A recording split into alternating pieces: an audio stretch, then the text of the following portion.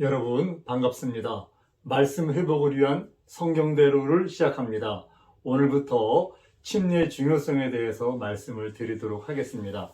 침례의 중요성 첫 번째, 신약이 침례로 시작되는 이유에 대해서 지금부터 말씀을 드리도록 하겠습니다. 여러분 1년에 교회에서 침례에 대한 말씀 몇 번을 들으시나요?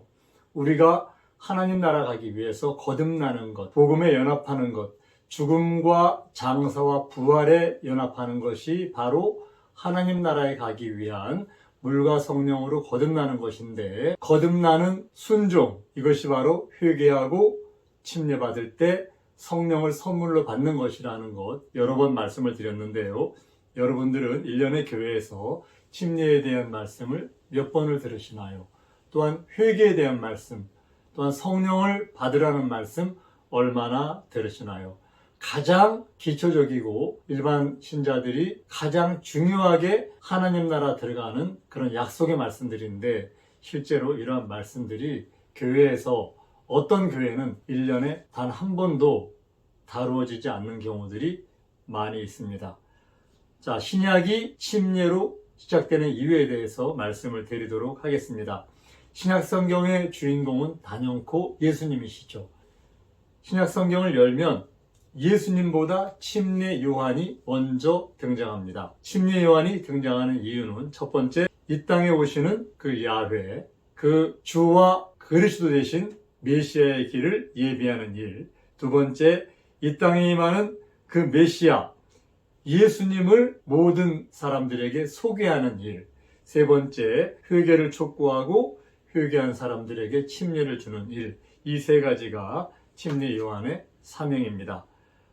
침례 요한은 여자가 낳은 자 중에 가장 큰 자라고 예수님께서 친히 말씀하셨는데요. 이 사명을 감당하는 일이 이 땅에서 얼마나 큰 중요한 일인지를 성경에서 우리는 알 수가 있습니다.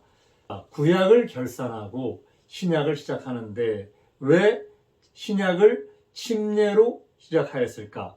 그것은 이 땅에 오신 예수님의 오시는 목적이 바로 인류의 죄 사함이기 때문에 그렇습니다. 자신의 죽음과 장사로 인류의 죄를 사하는 믿음의 순종이 바로 회개하고 온전하게 죄 사함 받기 위한 침례. 이 침례가 이렇게 중요하기 때문에 신약을 침례로 시작하였습니다.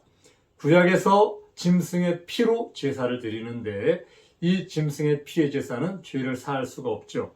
예수님은 자신의 피로 영원한 속죄를 이루시기 위해서 십자가상에서 구속의 죽음과 장사와 부활을 통한 그 구속의 은혜를 완전히 이루시기 위해서 이 땅에 오셨는데, 성령은 우리가 하나님께 선물로 받는 것이고 바로 이 땅의 모든 믿는 사람들에게 요구하는 단 한 가지, 구원받기 위한 조건 단 한 가지, 그것은 바로 회개하고 침례받아라, 이것입니다. 그래서 신약성경을 침례로 시작을 하고 있습니다. 침례의 중요성 두 번째, 성경은 침례받는 것이 하나님의 뜻이라고 기록하고 있습니다. 하나님의 뜻을 저버린다는 것은 바로 하나님을 저버리는 것이나 마찬가지죠. 성경에 보면 누가복음 7장 30절에 오직 바리새인과 율법사들은 그 침례를 받지 아니한지라 스스로 하나님의 뜻을 저버리니라, 이렇게 기록하고 있습니다. 요한이 이 땅에 와서 회개하고 침례받으라고 광야에서 그렇게 외쳤는데, 그 외침을 듣고 모든 백성은 다 이 말씀에 순종하는 침례를 받았습니다. 심지어는 유대인들이 가장 멸시하고 정죄했던, 가장 싫어했던 세리들까지 다 침례를 받았습니다. 그런데 그 시대에 가장 종교적으로 높은 위치에 있던 율법사 바리새인들, 그들은 침례를 받지 않았습니다. 침례를 받지 않은 것을 성경은 하나님의 뜻을 저버렸다고 기록하고 있습니다. 그간 제가 말씀을 전파하며 많은 경험을 했는데요. 이 시대의 현재 시대상도 예수님이 오셨을 때, 그리고 요한이 외칠 때의 그 시대와 똑같습니다. 똑같은 말씀을 들어도 율법사와 바리새인들은 그 시대의 성경학자들 그리고 하나님을 가장 잘 섬긴다는 그런 바리새인들의 그룹들, 이들은 말씀에 순종하지 않습니다. 말씀은 들어도 순종하지 않는 이 시대의 시대상과 똑같습니다. 이 시대에도 많은 사람들이 하나님 말씀을 들으면 말씀에 있으니까 인정은 합니다. 그러나 실제로 그 믿음에 연합하는, 그 말씀에 순종하는 행함은 보이지 않는 게 이 시대의 실상이라고 생각을 합니다. 요한은 자신이 침례를 주는 이유, 그 이유는 하나님이 자신을 보내면서 침례를 주라고 명하셨다고 증거하고 있습니다. 오늘날도 침례를 성경대로 받아들이지 않는다면 그들도 예수님을 배척하고 정죄했던 율법사와 바리새인들과 다를 게 없다고 생각합니다. 여러분 모두 말씀에 순종하셔서 하나님 뜻을 따르는 그런 분들이 되시기를 바랍니다. 현대인들 참 바쁘게 살아갑니다. 저도 굉장히 바쁜 사람인데요. 제가 하는 여러 가지 일 중에서 가장 중요한 일이 하나님의 말씀을 전하는 말씀 맡은 자의 사명이라고 생각을 합니다. 제가 언젠가 말씀 맡은 자라는 그 말씀에 제가 꽂혔습니다. 그래서 이 말씀을 내가 맡았구나. 이 말씀 맡은 자의 사명을 내가 최선을 다해서 감당해야지. 그래서 제가 비즈니스를 할 때 굉장히 어려울 때도 또한 시간의 여유가 있을 때도 끊임없이 하나님 앞에서 순종하고 하려고 했던 부분이 바로 말씀 맡은 자의 사명, 바로 이 말씀을 전하는 그런 부분이었습니다. 저는 이 말씀을 전하면서 굉장히 큰 보람도 많이 느꼈는데요. 때로는 실망도 많이 했는데요. 저는 이렇게 바쁘지만 이 말씀을 전하는 이유는 단 한 사람, 두 사람의 영혼이라도 이 영상을 보고 구원받는 사람이 그 은혜가 있을 수 있다는 그런 마음으로 이 일을 하고 있습니다. 성경에 두 아들에 대한 얘기가 나오잖아요. 마태복음 21장 28절부터 나오는데요. 두 아들이 있는데 아버지가 맏아들에게 얘기합니다. 너 포도원에 가서 일해라. 그러니까 맏아들이 예, 가겠습니다. 이렇게 얘기를 해요. 그런데 가지 않습니다. 둘째 아들에게 얘기합니다. 예, 너 포도원에 가서 일해라.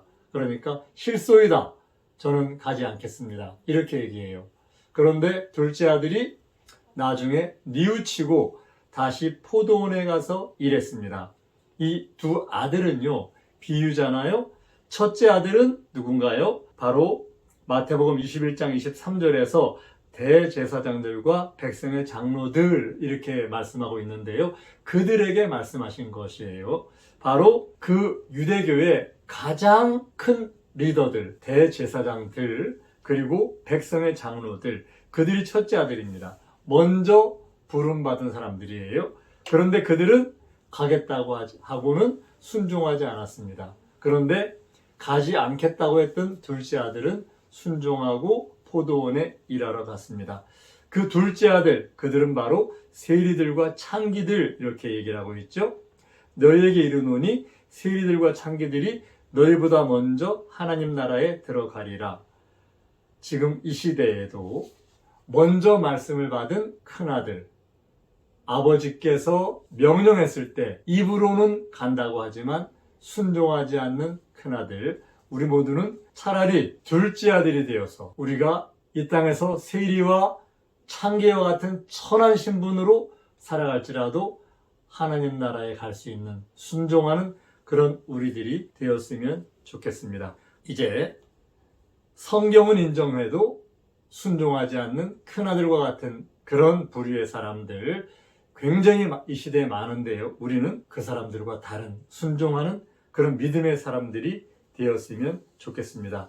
여러분들도 하나님의 뜻 버리지 마시고 순종하는 그런 믿음의 사람들이 되시기를 바랍니다. 침례 중요성 3가지. 예수님께서 친히 침례를 받으셨습니다. 마태복음 3장 13절에서 15절 보면요. 이때 예수께서 갈릴리로서 요단강에 이르러 요한에게 침례를 받으려 하신대 요한이 말려 가로되 내가 당신에게 침례를 받아야 할 터인데 당신이 내게로 오시나이까? 예수께서 대답하여 가라사대 이제 허락하라. 우리가 이와 같이 하여 모든 의를 이루는 것이 합당하니라 하신대 이에 요한이 허락하는지라. 예수님께서 사역을 시작하시기 전에 갈릴리로부터 요한이 침례 주던 곳까지 오셨는데요. 그 길이 무려 250리 정도 되는 먼 길이라고 합니다. 그런데 예수님은 그 먼 길을 걸어서 요한에게 나오셨습니다. 예수님의 사역이 침례받는 것이 그 사역의 시작이라고 하면 그 침례가 얼마나 중요한 핵심 일인지는 우리 모두가 짐작할 수가 있습니다. 그 2000년 긴 시간에 옛 언약 시대, 아브라함의 선민들의 구약 시대를 다 끝내는 마지막 마무리를 침례로 하고 또한 새 언약의 문을 여는 예수님께서 그 사역의 시작을 침례로 하셨다고 하면 이 침례가 얼마나 중요한지 여러분 짐작하실 수가 있으리라고 생각을 합니다. 예수님께서 침례를 받으셨다는 사실, 이 사실만큼 침례가 더 중요하다고 명백하다고 할 수 있는 그 또 다른 증거는 없다고 생각을 합니다. 수만 마디의 말보다 더 확실하고 강력한 증거가 바로 예수님께서 사역을 시작하시기 전에 침례를 먼저 받으셨다는 것입니다. 침례 받으시러 오는 예수님을 보고 전에 요한은 만류했잖아요. 그런데 요한은 이미 예수님이 누구신지 알고 있었던 거예요. 그래서 그는 나는 예수님의 신들매를 풀기도 감당치 못할 그런 사람이다. 이렇게 얘기를 했잖아요.